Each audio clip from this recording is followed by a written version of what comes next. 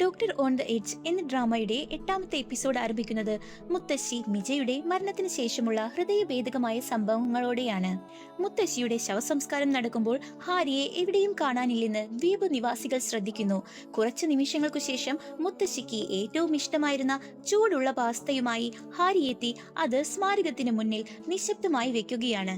മുത്തശ്ശിയോടുള്ള അവസാന സ്നേഹാർപ്പണമായ ഈ ലളിതമായ നിമിഷം അവളെ നഷ്ടപ്പെട്ട വേദനയിൽ നിന്ന് ഹാരിക്ക് ഇപ്പോഴും മോചിതയാകാൻ കഴിഞ്ഞിട്ടില്ലെന്ന് വ്യക്തമാക്കുന്നു.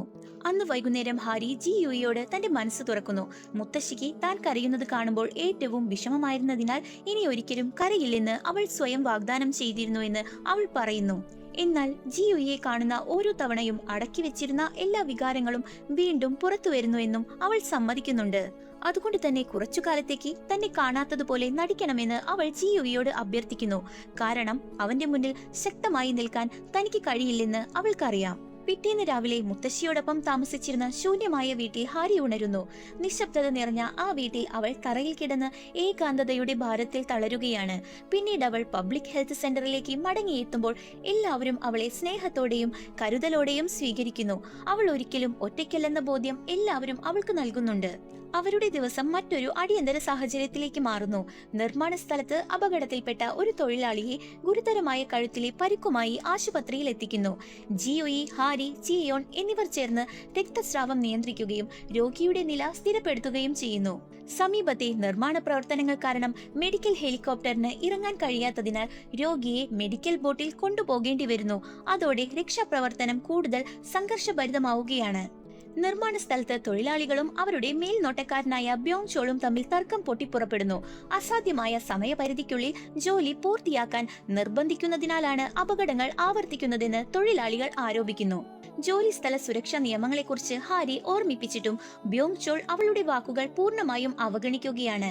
തർക്കം രൂക്ഷമാകുമ്പോൾ ചിയോൺ ഹാരിയെ സംരക്ഷിക്കാൻ മുന്നോട്ട് വരികയും മുഖത്ത് മുറിവേൽക്കുകയും ചെയ്യുന്നു. പോകുന്നതിന് മുൻപ് കുറ്റക്കാർക്കെതിരെ നടപടിയെടുക്കാൻ ഔദ്യോഗികമായി പരാതി നൽകണമെന്ന് അവൻ ഹാരിയോട് പറയുന്നുണ്ട്. ക്ലിനിക്കിലേക്ക് മടങ്ങിയെത്തിയ ശേഷം ഹാരി ചിയോണിന്റെ മുറിവ് ശ്രദ്ധാപൂർവം ചികിത്സിക്കുന്നു. അല്പം അകലെ നിന്ന് അത് കാണുന്ന ജിയുയുടെ അസൂയ വ്യക്തമാണ്. നഴ്സ് ഓമും ജു ചിയോണും അവരുടെ ഇടയിലെ പിരിമുറുക്കം ഉടൻ മനസ്സിലാക്കുന്നു. അതേസമയം ജു ചിയോൺ വീണ്ടും നഴ്സ് ഓമിനോട് അടുക്കാൻ ശ്രമിക്കുമ്പോഴും അവൾ പതിവ് പോലെ തമാശയോടെ അവനെ തോൽപ്പിക്കുന്നു. അവരുടെ രസകരമായ ബന്ധം വീണ്ടും പ്രേക്ഷകരെ ചിരിപ്പിക്കുന്നുണ്ട്. അന്ന് വൈകുന്നേരം ശക്തമായ മഴയ്ക്ക് മുമ്പ് ഹാരി ഒരു കൺവീനിയൻസ് സ്റ്റോറിൽ പോകുന്നു. വീട്ടിലെത്തിയാൽ ജനലുകൾ അടയ്ക്കാൻ മറക്കരുതെന്ന് കടയുടമ അവളെ ഓർമ്മിപ്പിക്കുന്നു. ആ വാക്കുകൾ കേട്ടയുടൻ ഇത്തരത്തിലുള്ള ചെറിയ കാര്യങ്ങൾ എപ്പോഴും ശ്രദ്ധിച്ചിരുന്ന മുത്തശ്ശിയെ ഹാരി ഓർക്കുകയാണ്. ഇനി വീട്ടിൽ തനിക്കായി കാത്തിരിക്കാൻ ആരുമില്ലെന്ന തിരിച്ചറിവ് അവളെ വീണ്ടും ദുഃഖത്തിലാഴ്ത്തുന്നു. അടുത്ത ദിവസം ഹാരി ഒരു സ്യൂട്ട് കേസുമായി പബ്ലിക് ഹെൽത്ത് സെന്ററിൽ എത്തുന്നു. കാരണം ഇനി താമസിക്കാൻ അവൾക്ക് സ്വന്തമായി ഒരു വീടില്ല. അവളുടെ അവസ്ഥ മനസ്സിലാക്കിയ ചിയോൺ താൽക്കാലികമായി സ്റ്റാഫ് ക്വാർട്ടേഴ്സിൽ താമസിക്കാൻ നിർദ്ദേശിക്കുന്നു.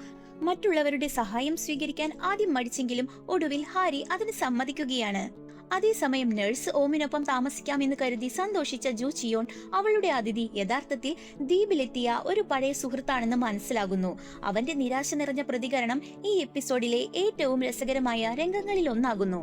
അന്നേ രാത്രി ജിയുയും ചിയോണും ഹാരിക്ക് സുഖകരമായി താമസിക്കാനായി ഓരോ മുറികളും ഒരുക്കുന്നു. ഒടുവിൽ ജിയുയി തയ്യാറാക്കിയ മുറിയാണ് ഹാരി തിരഞ്ഞെടുക്കുന്നത്.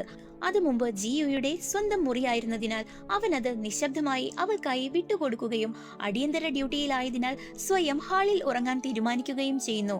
അവളോടുള്ള അവന്റെ ആഴത്തിലുള്ള കരുതലിന്റെ മറ്റൊരു നിശബ്ദ തെളിവാണത്. പിറ്റേന്ന് രാവിലെ സഹായത്തിന് നന്ദി പറയാനായി ഹാരി എല്ലാവർക്കും പ്രഭാത ഭക്ഷണം തയ്യാറാക്കുന്നു. എല്ലാവരും ഒരുമിച്ച് ഭക്ഷണം കഴിക്കുന്ന ആ നിമിഷം ഈ വികാര നിർഭരമായ എപ്പിസോഡിലെ അപൂർവമായ സമാധാന നിമിഷങ്ങളിലൊന്നായി മാറുകയാണ്. മറ്റൊരിടത്ത് ജു ചിയോൺ വീണ്ടും നഴ്സ് ഓമിനോട് അടുക്കാൻ ശ്രമിക്കുമ്പോഴും വീണ്ടും നിരസിക്കപ്പെടുന്നു. അതേസമയം കൺവീനിയൻസ് സ്റ്റോർ ഉടമ ഹാരിയോട് ജിയുയെ അകറ്റി നിർത്തുന്നത് അവസാനിപ്പിക്കണമെന്ന് ഉപദേശിക്കുന്നു. അവൻ അവളെ എത്ര ആഴത്തിൽ സ്നേഹിക്കുന്നുണ്ടെന്ന് എല്ലാവർക്കും മനസ്സിലായിട്ടുണ്ട്. അന്ന് രാത്രി ഹാരി വഴിയിൽ ചിയോണിനെ കാണുന്നു. അവൻ അവളെ അത്താഴത്തിന് ക്ഷണിക്കുന്നു. തന്റെ മുത്തശ്ശിക്കും തനിക്കും വേണ്ടി ചെയ്ത എല്ലാ സഹായങ്ങൾക്കും ഹാരി ആത്മാർത്ഥമായി നന്ദി പറയുകയാണ്. ഒരിക്കൽ അവൻ തുറന്നു പറഞ്ഞ പ്രണയത്തെക്കുറിച്ചും അവൾ സൗമ്യമായി പരാമർശിക്കുന്നു. അതോടെ അവരുടെ ബന്ധത്തിന് പരസ്പര ബഹുമാനത്തോടെ മനോഹരമായ ഒരു സമാപനം ലഭിക്കുന്നു. കുറച്ചു സമയത്തിന് ശേഷം ഒരു വയോധികനെ കുറിച്ചുള്ള അടിയന്തര വിളി ജിയോയ്ക്ക് ലഭിക്കുന്നു. ആദ്യം അത് ഒരു സാധാരണ ത്വക്ക് പ്രശ്നമാണെന്ന് തോന്നിയെങ്കിലും രോഗിയുടെ നടക്കലിൽ അസ്വാഭാവികത ശ്രദ്ധിച്ച ജിയോയി അതിന് പിന്നിൽ കൂടുതൽ ഗുരുതരമായ രോഗമുണ്ടാകാമെന്ന് സംശയിക്കുകയാണ്. പിറ്റേന്ന് രാവിലെ ചിയോൺ ജിയോയെ ഓട്ടത്തിന് ക്ഷണിക്കുന്നു. സൗഹൃദപരമായി തുടങ്ങിയ ആ ഓട്ടം പിന്നീട് മത്സരമായി മാറുകയാണ്. ഒടുവിൽ ജിയോയി ശ്വാസം വിടാൻ നിൽക്കുമ്പോൾ ഹാരി എന്തുകൊണ്ടാണ് തന്നേക്കാൾ ജിയോയെ തിരഞ്ഞെടുത്തതെന്ന് ഇന്നും മനസ്സിലാകുന്നില്ലെന്ന് ചിയോൺ അവനോട് തുറന്നു പറയുന്നു. താനാണ് കൂടുതൽ നല്ല ചേർച്ച ആവേണ്ടതെന്ന് അവൻ വിശ്വസിക്കുന്ന പല കാരണങ്ങളും അവൻ എണ്ണി എണ്ണി പറയുകയാണ്. എന്നാൽ അവസാനം സ്വന്തം വികാരങ്ങൾ മാറ്റിവെച്ച് ഹാരിയെ എപ്പോഴും സംരക്ഷിക്കണമെന്നും ഇനി ഒരിക്കലും അവളെ കരയിക്കരുതെന്നും മാത്രമാണ് അവൻ ജിയോയോട് അഭ്യർത്ഥിക്കുന്നത്. തുടർന്ന് പുതിയ ഹെലിപാഡിന്റെ ഉദ്ഘാടനത്തിനായി ഗവർണറുടെ സന്ദർശനത്തിനായി ദ്വീപ് മുഴുവൻ തയ്യാറെടുക്കുന്നു.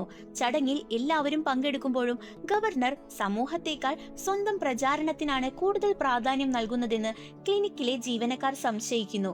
1 മണിക്കൂർ വൈകിയാണ് അദ്ദേഹം എത്തുന്നതും ചടങ്ങിലെ രാഷ്ട്രീയ പ്രചാരണ വേദിയാക്കി മാറ്റുന്നതും ആ സംശയത്തെ കൂടുതൽ ശക്തമാക്കുന്നു. ഗവർണർ പ്രസംഗം ആരംഭിക്കുന്നതിനിടയിൽ ഒരു വയോധിക സ്ത്രീ ജിയോയുടെ അടുത്തേക്ക് ഓടിയെത്തി സഹായം അഭ്യർത്ഥിക്കുന്നു. കഴിഞ്ഞ രാത്രി ക്ലിനിക്കിലെത്തിയിരുന്ന തന്റെ ഭർത്താവിനെ കാണാനില്ലെന്ന് അവൾ പറയുന്നു. അദ്ദേഹത്തിന് പാർക്കിൻസൺസ് രോഗമുണ്ടാകാമെന്ന് തിരിച്ചറിഞ്ഞ ജിയോയി ഉടൻ തന്നെ തിരച്ചിൽ സംഘം രൂപീകരിക്കുകയാണ്. ബ്യോങ് ചോൾ തടയാൻ ശ്രമിച്ചിട്ടും ഗ്രാമവാസികൾ ചടങ്ങുപേക്ഷിച്ച് തിരിച്ചലിൽ പങ്കെടുക്കുന്നു. ഒടുവിൽ ജിയോയും ഹാരിയും ചേർന്ന് റോഡരികിലെ ഒരു കുഴിയിൽ പരുക്കേറ്റ നിലയിൽ കിടന്നിരുന്ന വയോധികനെ കണ്ടെത്തുകയാണ്. അതുകൊണ്ട് തന്നെ സമയോചിതമായി അദ്ദേഹത്തെ രക്ഷിക്കാൻ കഴിയുന്നു. രാഷ്ട്രീയത്തെക്കാളും പ്രശസ്തിയെക്കാളും മനുഷ്യജീവനാണ് ഏറ്റവും വിലപ്പെട്ടതെന്ന് അവർ വീണ്ടും തെളിയിക്കുന്നു. പിന്നീട് ഉദ്ഘാടന ചടങ്ങിനേക്കാൾ ഡോക്ടർമാരെയും ഗ്രാമവാസികളെയും പ്രശംസിച്ചുകൊണ്ടുള്ള വാർത്തകൾ പത്രങ്ങളിൽ വന്നതിൽ ഗവർണർ അത്യന്തം പ്രകോപിതനാകുന്നു. തന്റെ ജീവനക്കാരെ കുറ്റപ്പെടുത്തിക്കൊണ്ടിരിക്കുമ്പോൾ ദ്വീപ് നിവാസികൾ അവരുടെ ആരോഗ്യ പ്രവർത്തനങ്ങൾക്ക് ലഭിച്ച അംഗീകാരത്തിൽ അഭിമാനത്തോടെ സന്തോഷിക്കുകയാണ്. എപ്പിസോഡിന്റെ അവസാന ഭാഗത്ത് ഹാരിയുടെ പഴയ വീടിന് വലിയ അറ്റകുറ്റപ്പണികൾ ആവശ്യമാണെന്ന് ഗ്രാമമുഖ്യൻ പറയുന്നു. എന്നാൽ ഹാരി ഒരു നാൾ ഈ ദ്വീപ് വിട്ടുപോകാമെന്ന ആശങ്ക കാരണം അദ്ദേഹം എന്ത് ചെയ്യണമെന്ന് തീരുമാനിക്കാൻ മടിക്കുന്നു. ആ വാക്കുകൾ ഹാരിയെ തന്റെ യഥാർത്ഥ സ്ഥാനം എവിടെയാണെന്ന് ചിന്തിക്കാൻ പ്രേരിപ്പിക്കുകയാണ്. അന്ന് രാത്രി ഹാരി വീട്ടിലെത്തുമ്പോൾ തകർന്ന വീടിന്റെ അറ്റകുറ്റപ്പണികൾ ചിയോയി ഒറ്റയ്ക്ക് ചെയ്തുകൊണ്ടിരിക്കുന്നതാണ് അവൾ കാണുന്നത്. അവന്റെ കരുതലിൽ ആഴത്തിൽ സ്പർശിക്കപ്പെട്ട ഹാരി ഇത്രയും അകറ്റി നിർത്തിയിട്ടും എന്തിനാണ് ഇപ്പോഴും സഹായിക്കുന്നതെന്ന് ചോദിക്കുന്നു. അതിന് ജിയോയി ശാന്തമായി മറുപടി നൽകുന്നു. താൻ നല്ലവനായി അഭിനയിക്കുന്നതല്ല, താൻ സ്നേഹിക്കുന്ന ആളെ അവഗണിക്കാൻ തനിക്കൊരിക്കലും കഴിയില്ല എന്ന്. ഇനി തന്റെ വികാരങ്ങൾ മറച്ചുവെക്കാൻ കഴിയാതെ ഹാരി ജിയോയെ ചേർത്ത് പിടിച്ച് പൊട്ടിക്കരയുന്നു. ആഴ്ചകളോളം നീണ്ട ദുഃഖത്തിനും തെറ്റിദ്ധാരണകൾക്കും വികാരപരമായ അകൽച്ചയ്ക്കും ശേഷം ഇരുവരും ഒടുവിൽ പ്രേക്ഷകർ ഏറെ നാളായി കാത്തിരുന്ന മനോഹരവും ഹൃദയസ്പർശിയുമായ ഒരു ചുംബനം പങ്കിടുന്നതോടെയാണ് എപ്പിസോഡ് 8 അവസാനിക്കുന്നത്. ഇന്നത്തെ എപ്പിസോഡ് നിങ്ങൾക്ക് എല്ലാവർക്കും ഇഷ്ടപ്പെട്ടു എന്ന് കരുതുന്നു. അടുത്ത ഒരു മനോഹരമായ എപ്പിസോഡുമായി നമുക്ക് വീണ്ടും കാണാം. ഇന്നത്തെ വീഡിയോ ഇഷ്ടമാവുകയാണെങ്കിൽ ലൈക്ക് ചെയ്യാനും ഷെയർ ചെയ്യാനും നിങ്ങളുടെ അഭിപ്രായങ്ങൾ കമന്റ് ചെയ്യാനും മറക്കരുത്. അടുത്ത വീഡിയോയുമായി വീണ്ടും കാണാം.